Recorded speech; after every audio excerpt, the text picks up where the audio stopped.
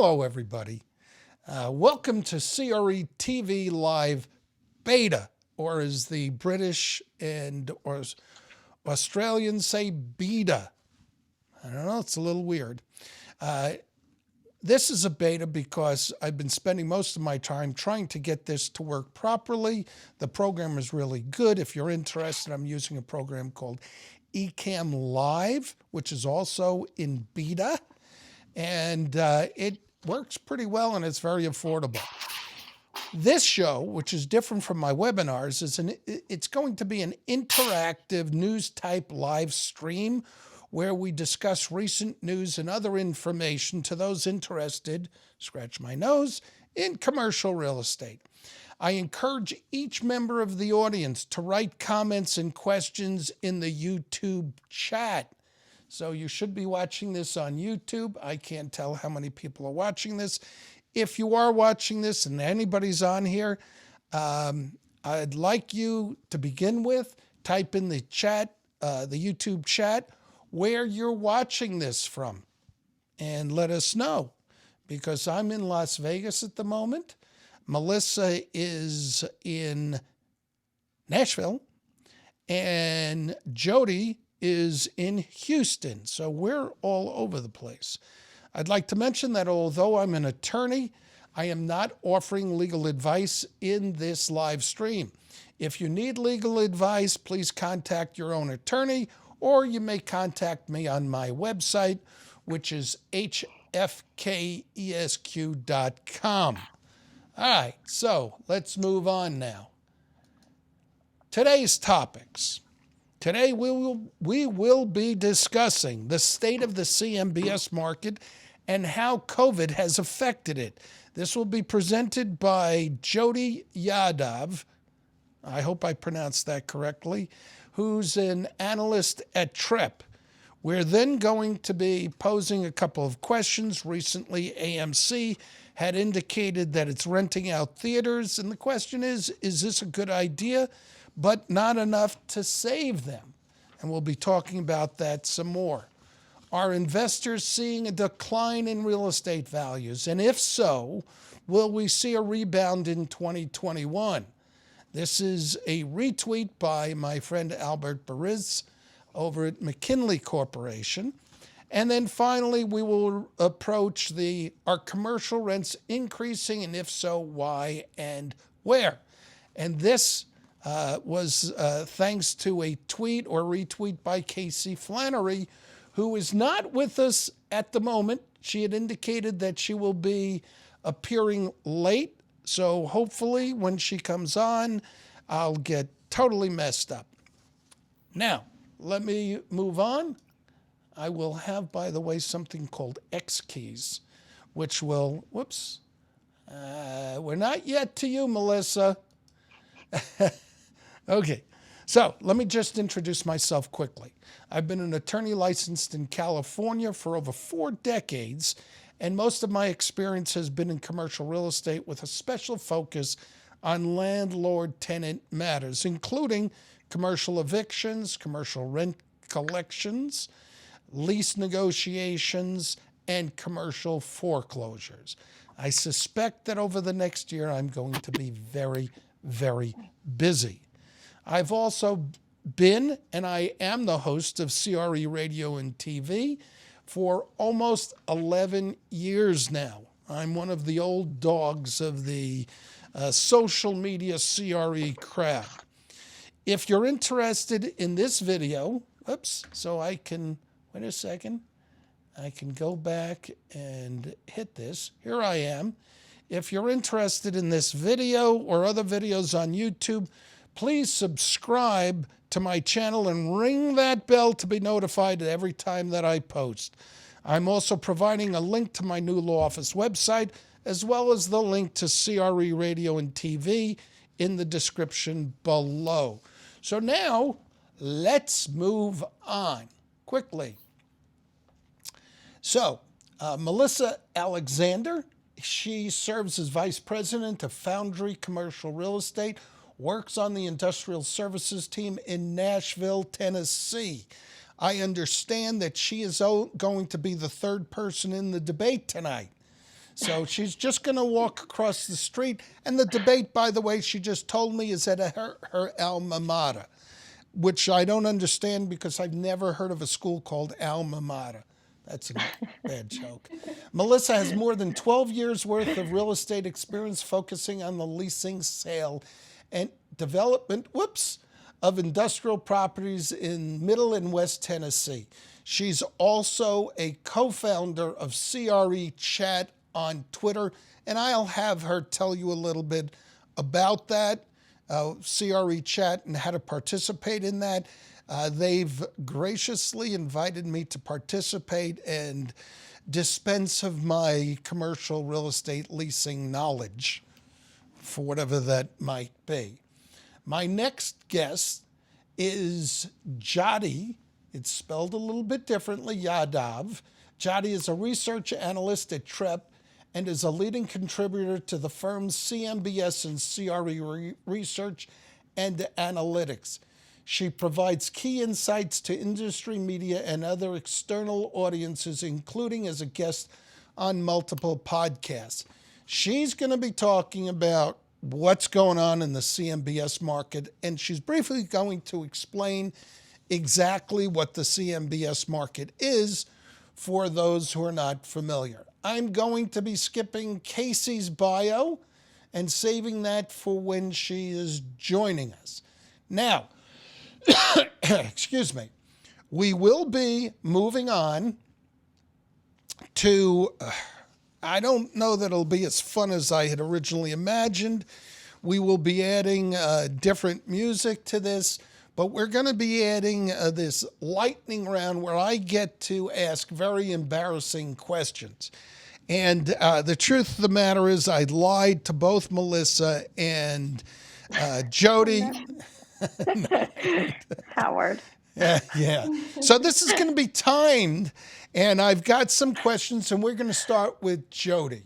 Okay, Jody, you ready? Oh, yes. Okay. Where did you go to college, and what was the best thing about college?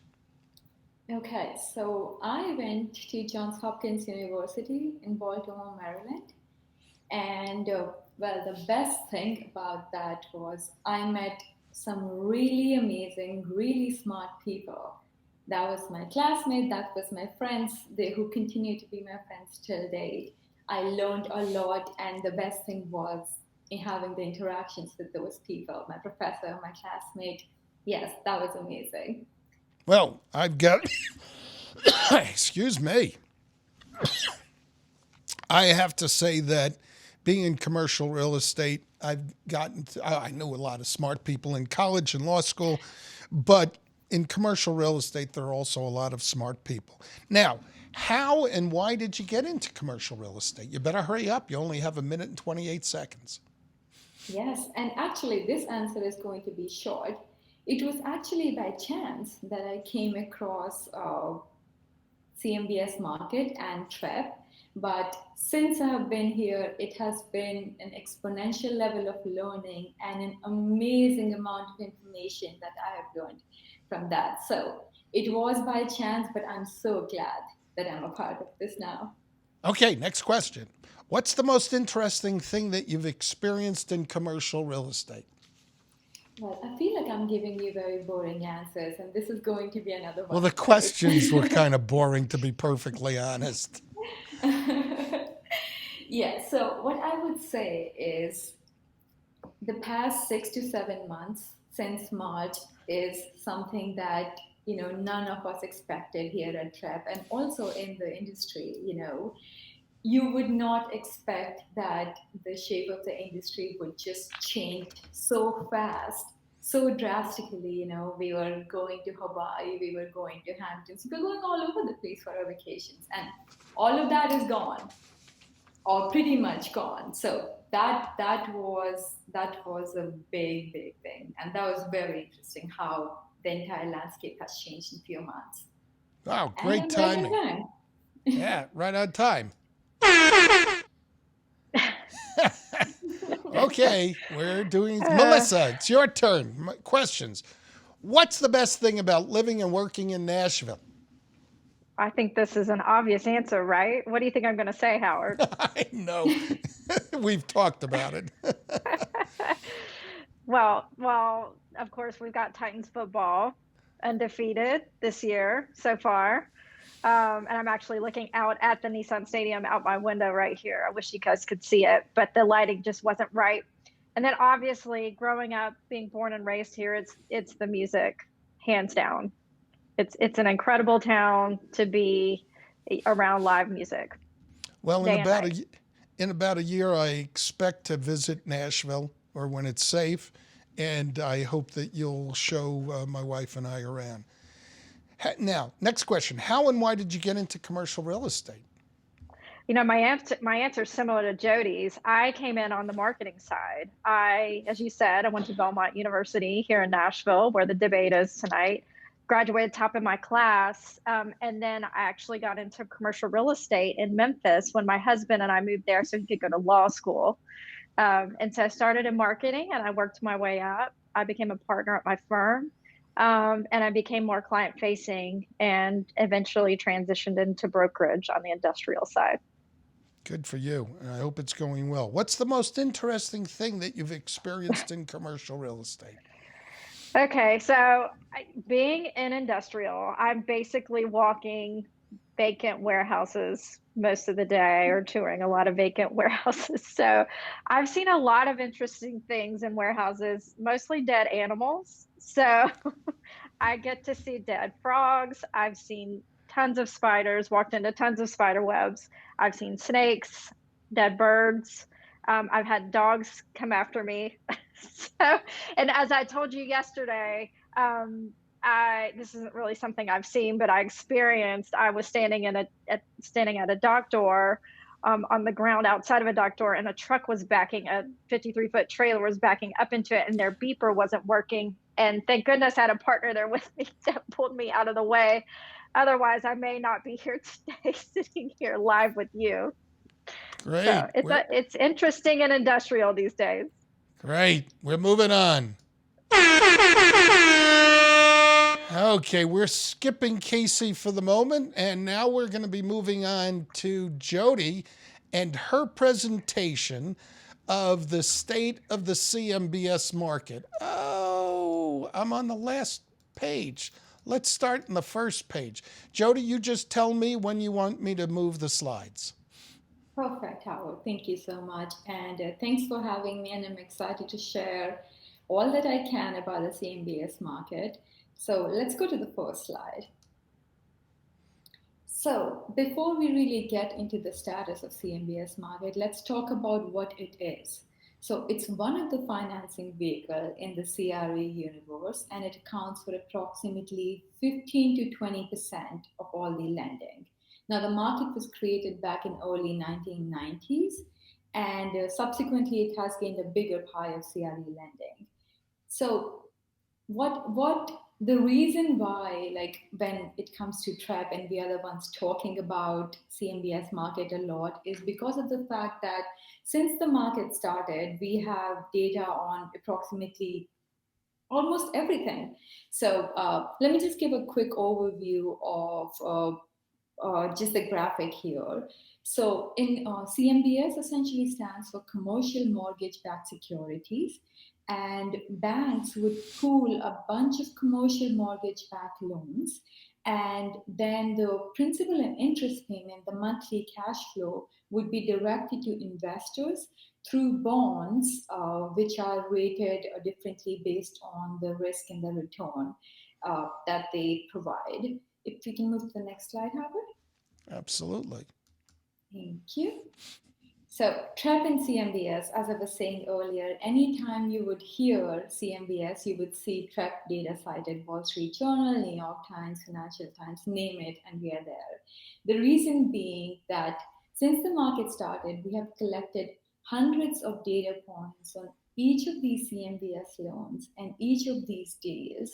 And overall, we track data of approximately like trillions of dollars worth of loans. And this includes both private label and agency CMBS deals. And what we really do is we have a lot of information flowing from different streams like servicer, trustee, and we combine all of it into single interface to provide the compiled information to our clients.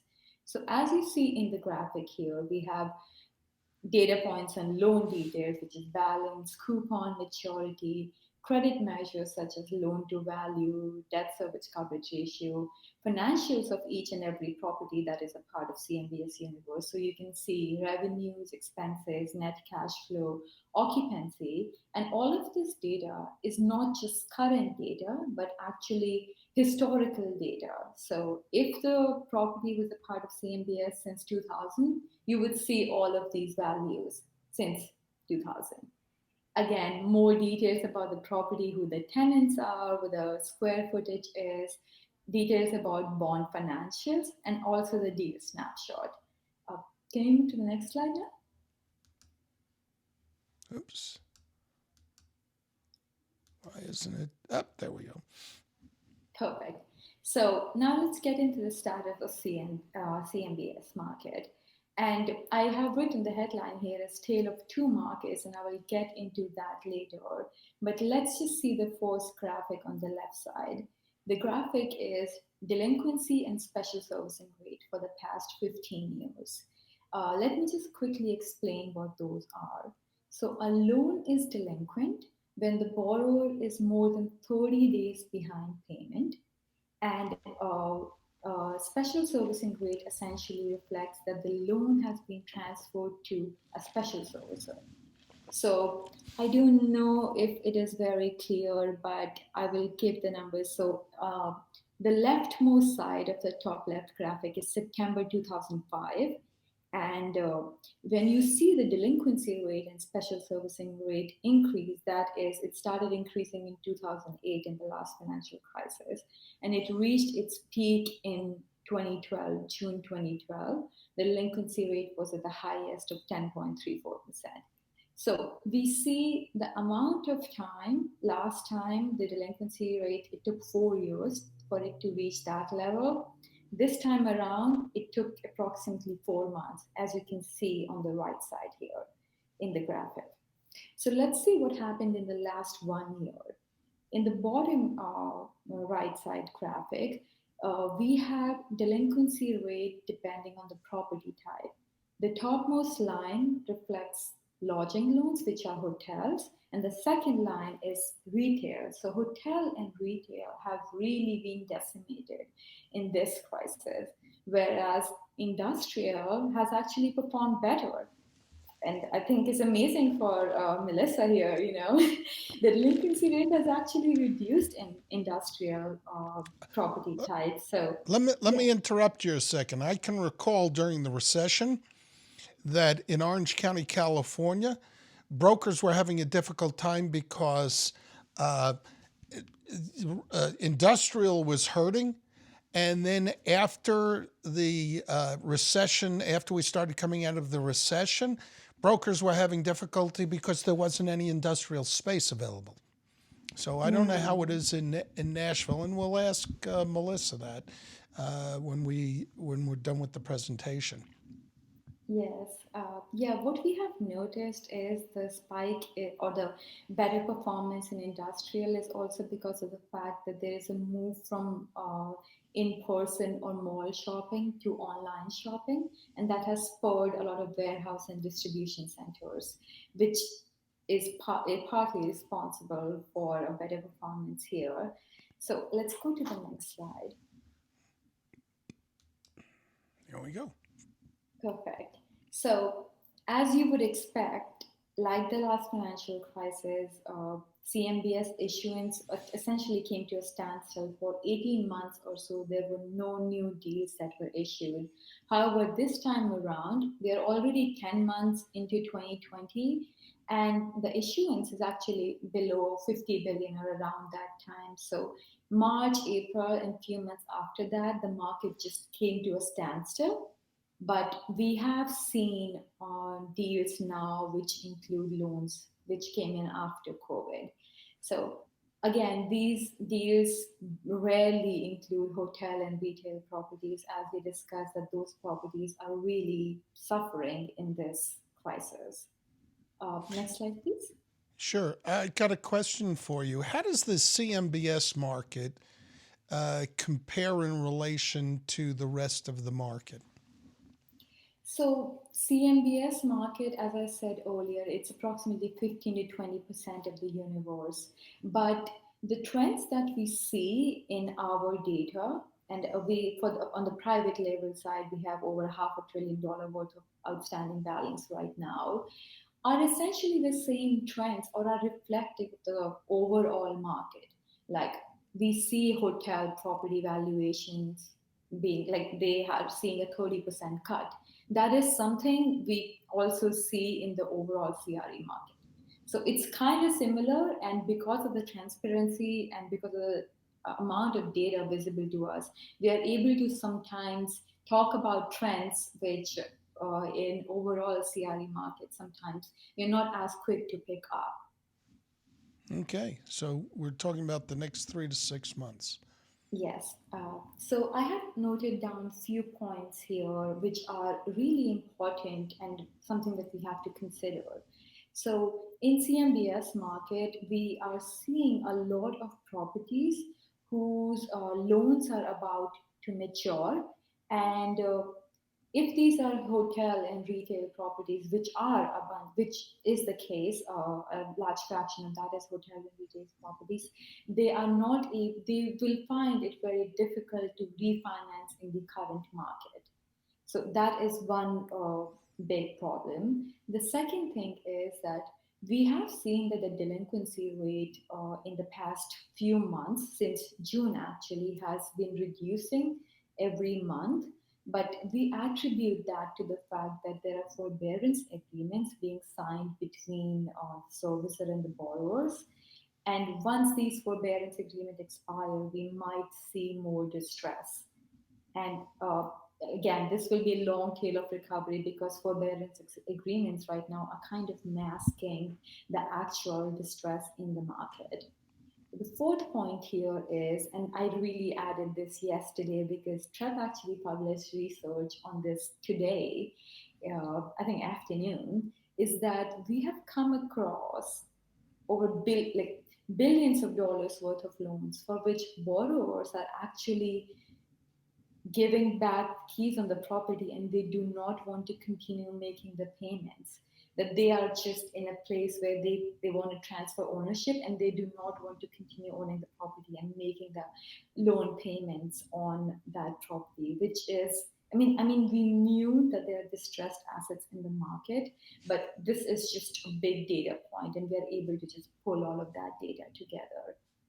And the last point here is how the CMBS market will perform is essentially dependent on the pace and the type of recovery, because at the end of the day, CMBS market, the underlying collateral is commercial real estate properties. And if we see limited commercial activity, there is no way that we would see a recovery anytime soon. So it's very, very dependent on what the recovery, shape of the recovery and the pace of it would be in the next 6 months or so. How reflective is, I'm going to move to the questions and answers. Whoop. Ooh. uh, okay, so how reflective is the CMBS market of the rest of the market? Right. So as I was saying, that the bigger trends that we see in our universe are essentially the same that you would see in the entire commercial real estate market. The reason being that the loans that are part of the CMBS universe are not just like one loan located in New York, or they are diversified pool of assets. They're secondary and tertiary assets. They're not necessarily the trophy assets, that they will always perform better. So these are secondary and tertiary assets located across America and located in and different property types. So they are very reflective of the overall trends that we see in the market. Great.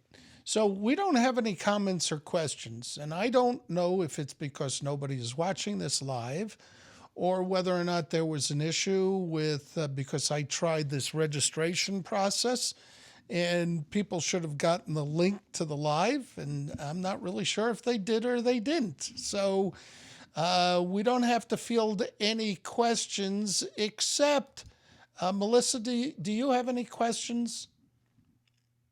Well, no, going back to, you guys talked about industrial and how at the industrial side of the business is doing. I mean, we have not seen a decrease in our vacancy rate has risen here in Nashville, or sorry, it's fallen. It's gotten, tighter.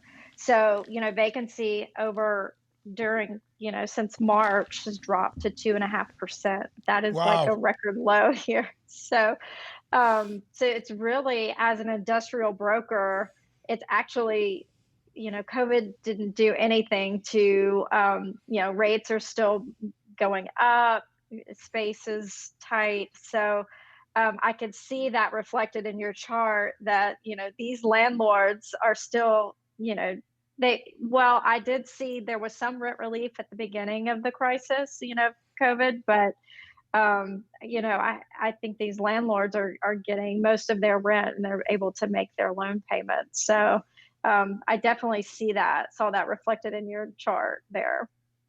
Yeah. Yeah, and just to add to that is that, I mean, it was a surprise for us in the beginning, like how we talked about it's a tale of two markets. If you're a Hmm. hotel or retail property owner or you operate in that space, you are just in a completely different environment compared to how you would feel if you're operating in industrial and also self storage or single family rental. I mean, those are the markets which have actually seen down like a reduction in delinquency rate, which is essentially reflective of, I think you said falling in vacancy rates. So occupancy rates essentially increase, Yes. right? Yeah. Yes. Yeah. I remember one of the stories that we had written about was Purell, the manufacturer of hand sanitizer, had signed up a very big lease in one of it. Exactly. I Yeah. very early on in January, I was talking about, gee, we ought to buy stock in Purell.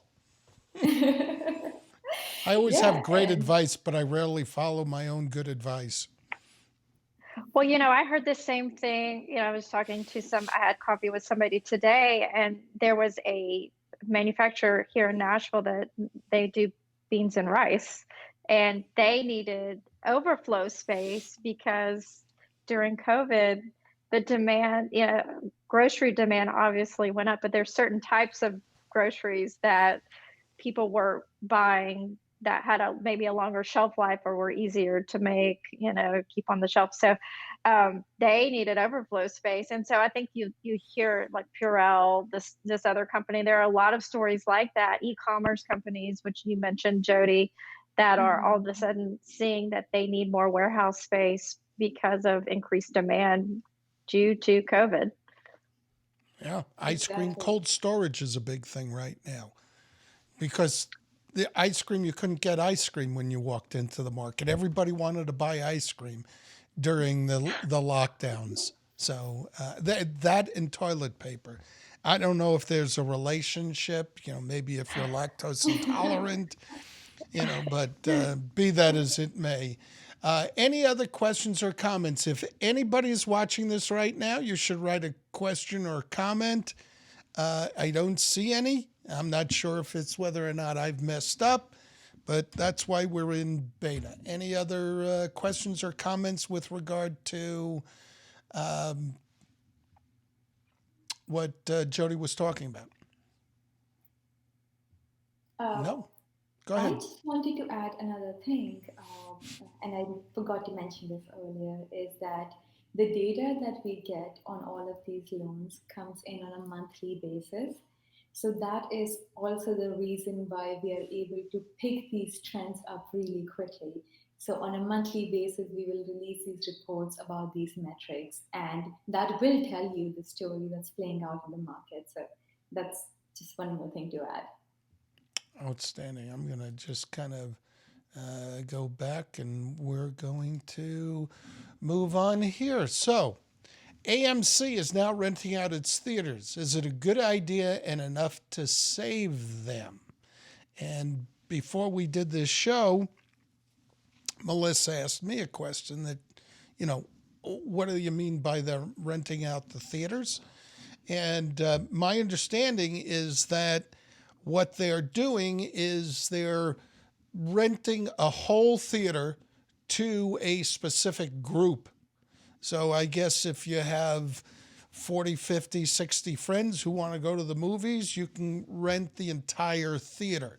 I'm assuming that they are being COVID sensitive. So if the theater has about 300 seats, I would imagine that they're probably only allowing about 50, 60 or so people in there.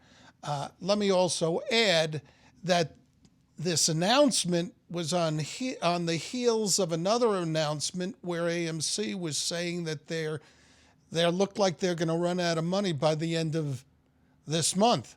So this appears to be an attempt to get cash flow, which is understandable, and I think that it's a great idea if it works. Melissa, you're not an expert on you may be an expert on movie theaters, but certainly No. football teams. Whoa, there's Casey. So, Casey, I'm going to bring you in, and Casey's in the green room. I'm going to assign her to guest number 3. So we were talking about AMC. Hello, Casey, and I'm going to bring Casey in. There's Casey. So why don't we answer Why don't we answer the question having to do with AMC theaters, and then I'm going to do the introduction of Casey and her lightning round. Anybody have a comment about AMC? Oh, about AMC. Yes. So when you said they're renting them out, I thought, are they renting them for lease? Like, how are they renting them? That's why I asked you the question.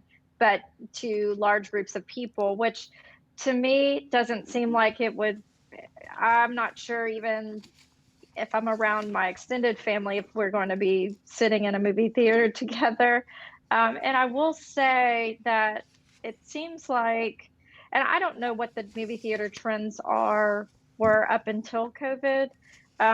But me personally, I have been, and we talked about streaming things, Howard, on Netflix and other streaming platforms. I think people had obviously gotten used to doing that before COVID. And then when we were all stuck at home, people probably developed more of a habit of just sitting at home and wanting to watch things from their TV. I know we even, went out and bought a nice brand new TV, especially for the Titans games that we watch. Well, where's it located? Okay, so that TV's in the garage. That's where we watch the game. I'll have to send you a picture later, Howard. I took a picture of the setup for you. But I have to show it to my son, who I told you is a huge Tennessee Titans fan. I spoke to him yesterday, and I said, how did you become a Tennessee Titans fan? He said he doesn't know. He just is. Yeah. Well, because they're good, Howard. That's a silly question. Oh, okay. We've got Derrick Henry, and yes, and we've got some really good players. So we've got a great team. But yeah, so people are probably becoming more accustomed to watching movies, video from home, and it seems like even you had Disney Plus releasing Hamilton, and was there another movie that was released during Mulan? Yeah. Mulan, yeah. So I did find myself. It seems like the opportunity may be for different production groups to have their own channel, like a Disney Plus. So you pay a fee every month, and then you watch it on, stream it anytime you want. That's probably not a good thing for AMC overall.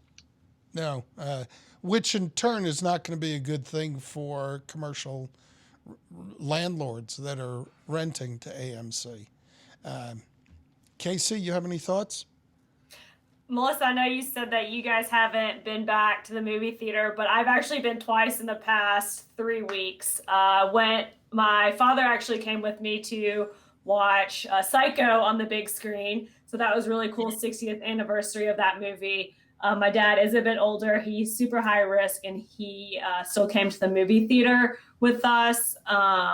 Spaced out. We got the lounge chairs at our movie theater.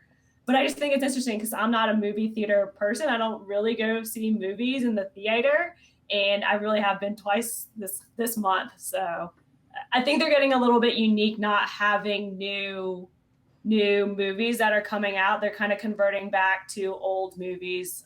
Watch Hocus Pocus from the 90s and again Psycho from 1960s. So kind of a little bit unique way for movie theaters to adapt. That's a My good mother, point, Casey, that you bring up too. What she just said, Howard, because honestly, production now, because you can't production of movies has halted. So even when people get back out and they are not wearing masks and they're okay going to the theater, there's going to be a lag time, and there's not going to be movies to show in the theater for I don't know how long it takes to make a movie, but what, 6 months, 7 months? I don't know. Yeah. there's going to be a lot of this COVID. There's going to be a lot of a domino effect. If people aren't going to the movies, I know that they're starting production on TV shows and stuff like that. That's going to be slower than normal. It's not just whether or not the theaters can be open, it's whether or not they can afford to be open in such a restricted fashion. I think I tweeted last week, for instance, restaurants. How much of a drop in revenue can they afford? 10%? Mhm. 20? 30%? I mean, we don't really know. It probably varies from restaurant to restaurant, but restaurants, particularly if there's bars have got a very wide profit margin.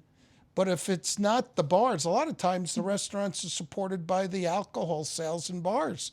If the bars sections aren't open, I don't know if they can afford to stay open. I'm not encouraged by all of the positive notes that I'm hearing. So, but I'm an Yeah. attorney, Yeah. so I'm a cynic. So, in any event, Jody, do you have anything to add? Yes, I would like to add, and I think this is mostly my personal opinion, is that, the only people I have interacted with are the part of the COVID bubble, the only people I generally interact with, and that's the group we talk to. And that's like 10 people, that those are the people I would meet on a regular basis at in this time. If 10 of us decide to go to the movies, even like twice a month, or let's say 4 times a month, I don't know if they are going to be able to get enough cash to continue operating. Like, I just think of it on a bigger, like larger scale. If they had 50 people seeing each and every show, and now it's just 10 who are booking the entire theater, but are they going to be able to make enough money to survive? Unfortunately, I probably would be on the negative side, that maybe this will just be a little bit of cash that they are able to get, but long term or even 6 months, I don't know if it's sustainable. Yeah. Well, maybe Simon and Amazon will just buy it all up. Yeah, which is a topic for another discussion about landlords buying up and operating the tenants. So, Casey, I am going to go back and introduce you, and then we're going to do a lightning round. And I told you that because you were late, I was going to have particularly embarrassing questions for you. So, why don't we talk about who Casey Flannery is? So, Casey Flannery is a commercial real estate broker specializing in office landlords representation in Memphis, Tennessee. She works directly with landlords and owners, presenting her knowledge. I want to repeat that knowledge to create maximum value for their assets. Casey is also a co founder of CRE Chat on Twitter, along with Melissa. So, wow, what's that? Okay, we got a little bit of noise in the background. Yeah, my significant other is blowing leaves, I guess. Doesn't I told him I was doing this. Well, okay, when you do this stuff, you get all kinds of interesting things in the background. So now let me do a lightning round for Casey. And Casey, I lied. I'm not going to ask you embarrassing questions. I probably should, but I'm going to ask you very similar questions as I asked Melissa.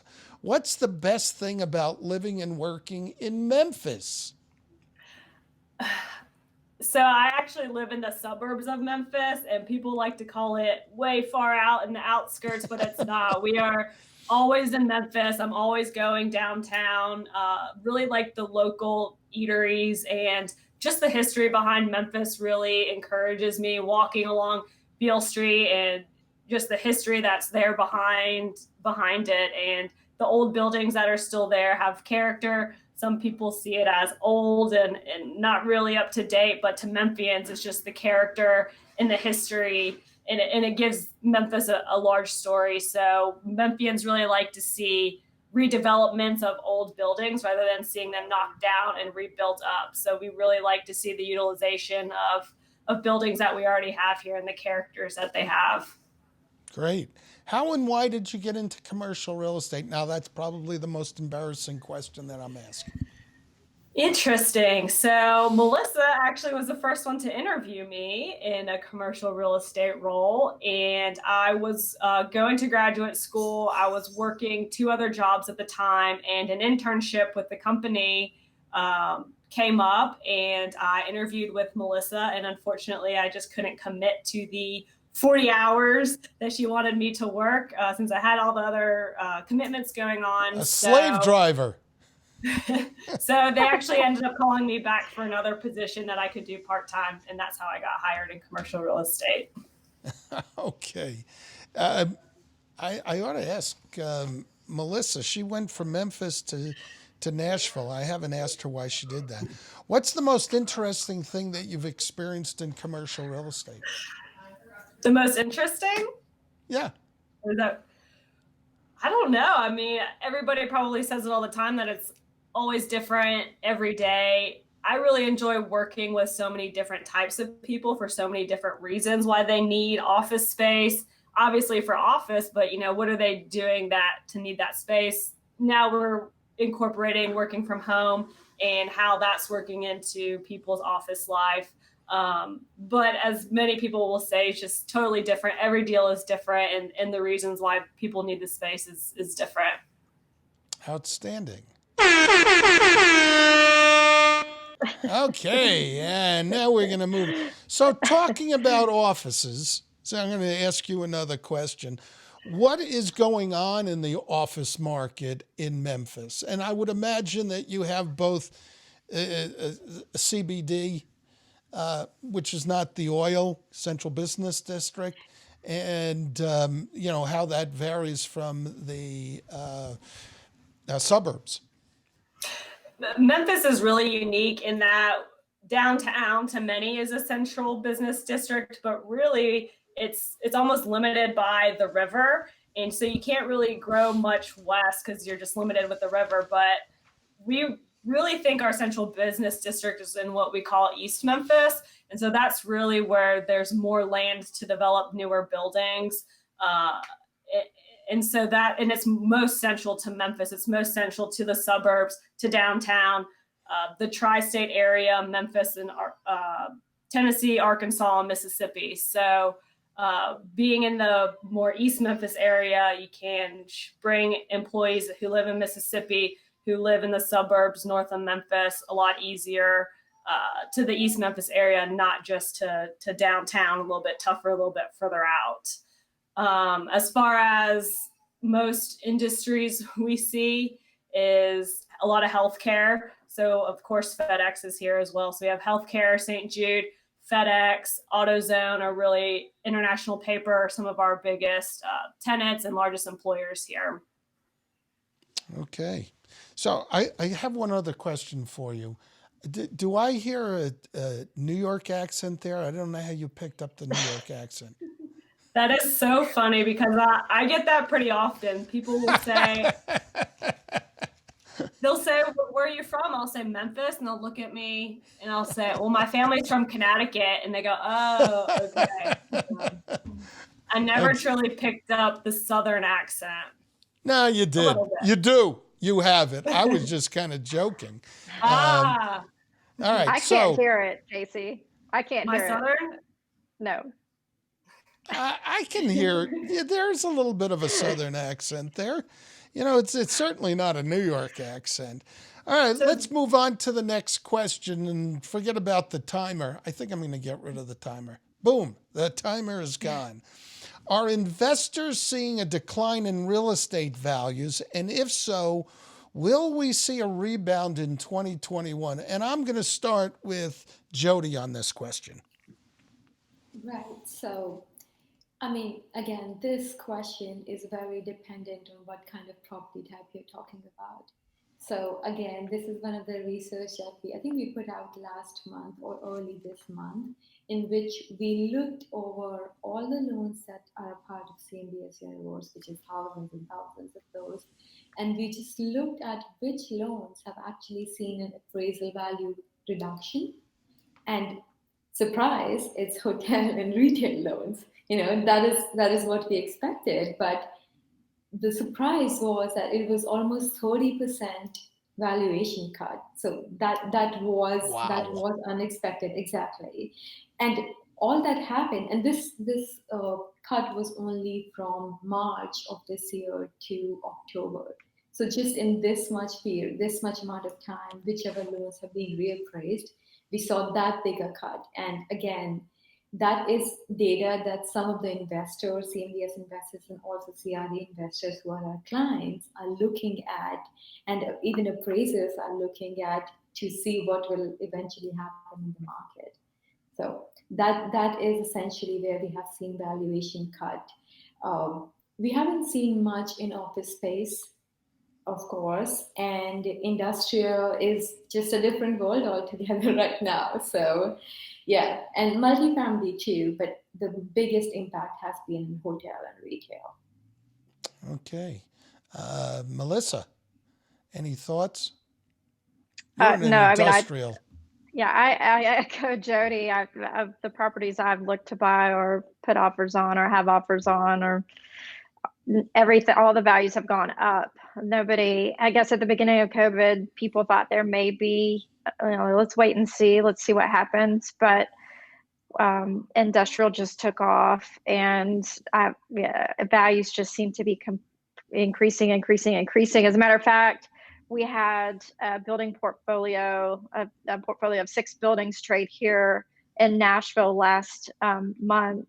A group, Starwood, bought some shallow bay industrial here for $157 a foot, which was a record pricing for us here in Nashville. So we're not seeing values drop. We're seeing them increase, and we're seeing them increase pretty rapidly.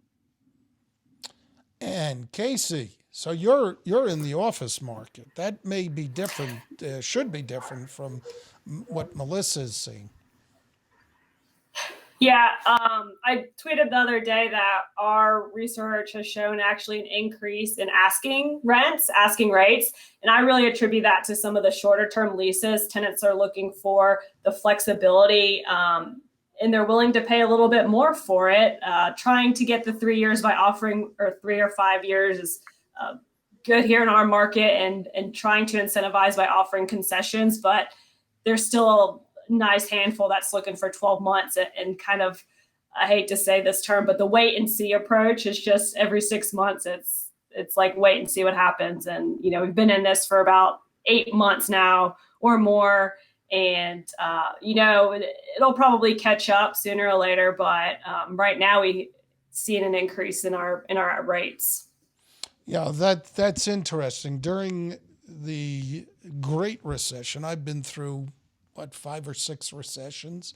I've got a white beard, so I don't have to tell people how old I am.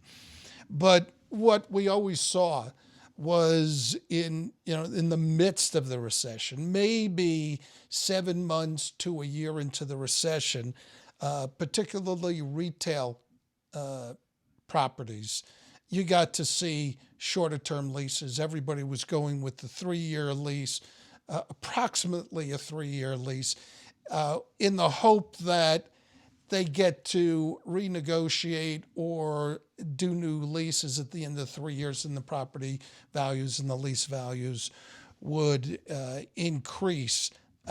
It's interesting that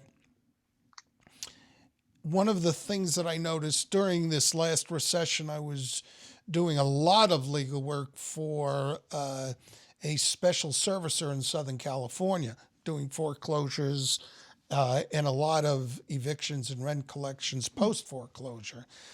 And one of the things that you get to see is when the special servicer, and I'm hoping that you will confirm this, Jody, but when the special servicers are doing a lot of foreclosing and taking properties back, they will, in order to fill up the space, they will start doing short-term leases or even longer-term leases, but at a significantly reduced rate. And that just brings the whole market down.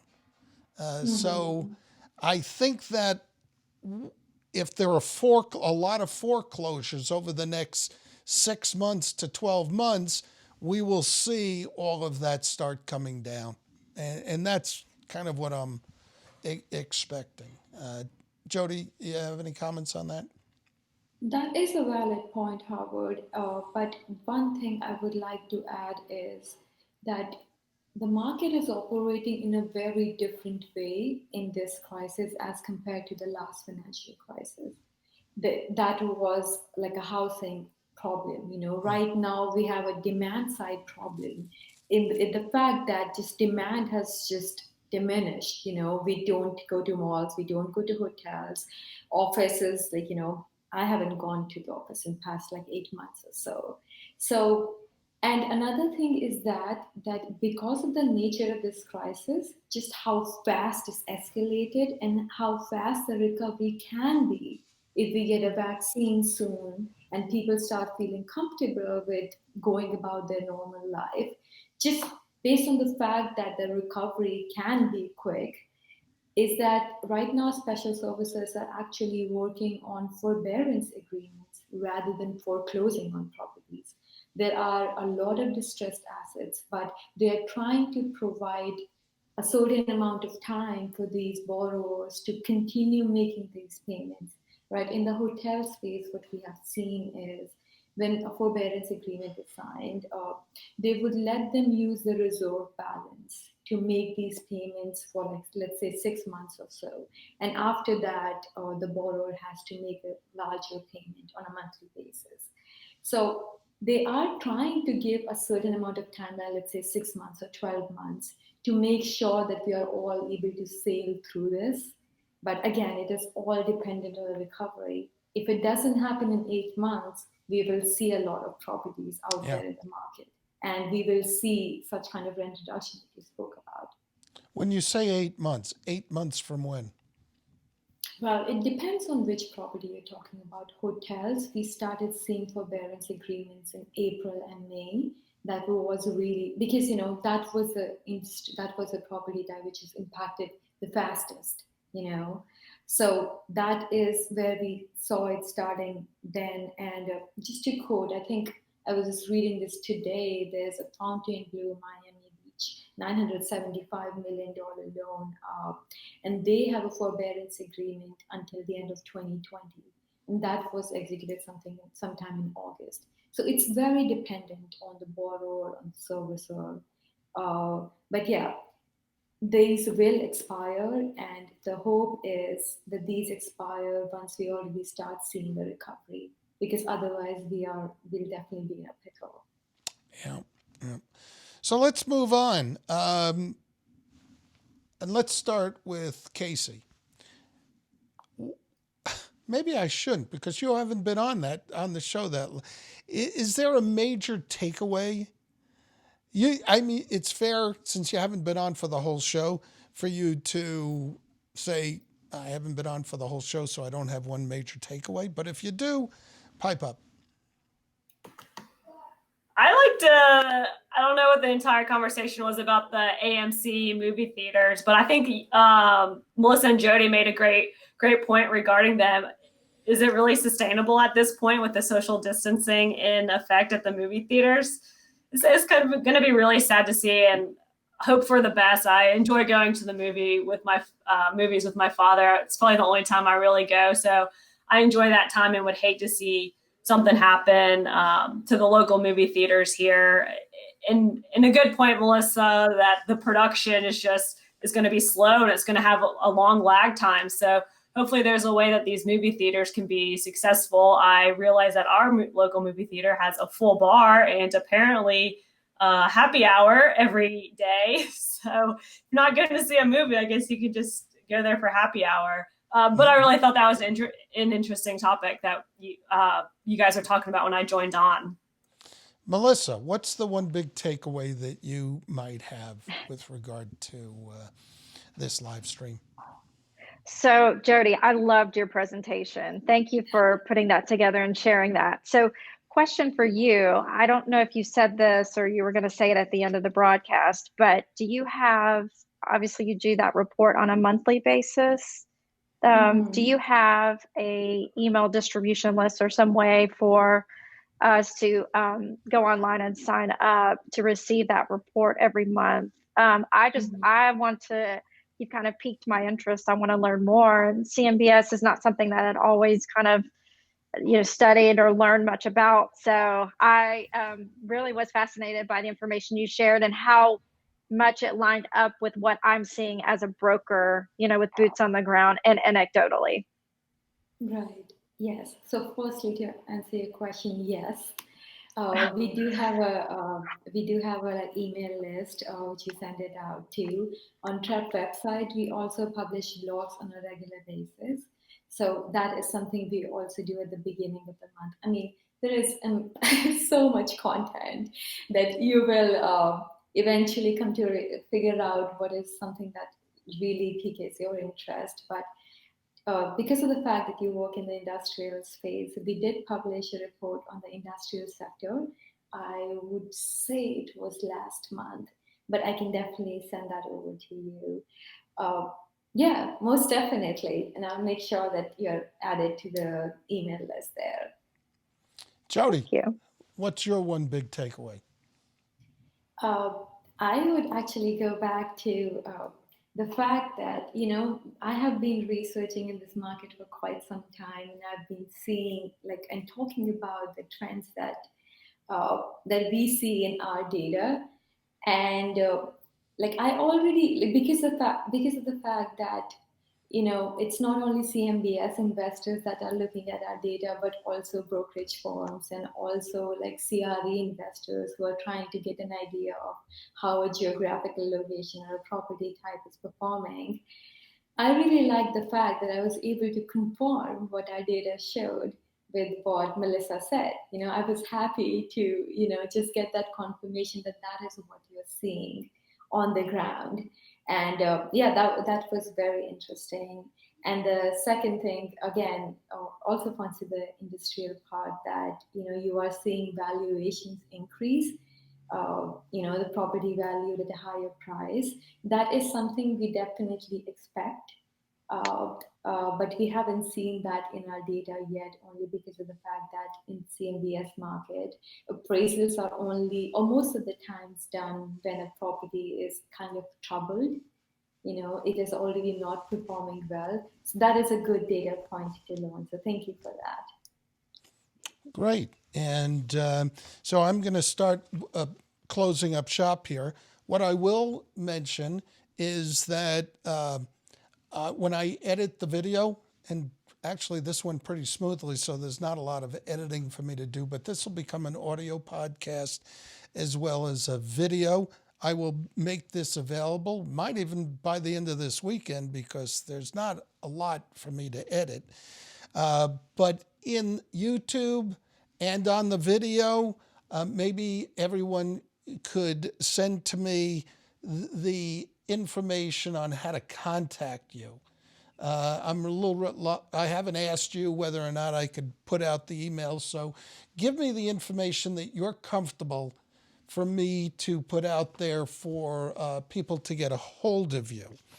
I want to remind everybody who's watching this, whether or not you're watching it live, which could be, or whether or not you're going to watch the recorded version, subscribe to my YouTube channel. I also want to mention that I've got an upcoming sublease webinar with my co-host, Peter Morris. We're going to be talking about, I guess I read recently that in many of the markets, a good portion of the available space is sublease space or assignment space. So Peter and I are going to be talking about things that landlords and tenants should be paying attention to either in the lease or how to negotiate those sublease or assignment provisions. And I'll be writing that outline out this weekend. Also want to remind everybody that Melissa and Casey have been gracious enough to invite me to participate in their CRE chat, which was supposed to be after this show, but will be next Thursday at 7 p.m. Central Time, correct? 7:30. 7:30 p.m. 7:30, okay. I'm an early person, so I get every place early.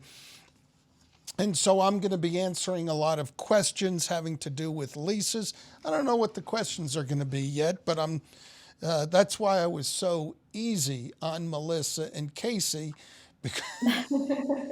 because I didn't want to get caught in embarrassing questions. I'd like to avoid them. And our next CRE TV Live will be on November 5th with Andrew Bermudez, is one of my first guests on that. And I think that I'll have to check to see why we didn't have anybody commenting. I'm assuming it's because I messed something up in the registration process. But everybody will be able to watch this on a recorded version.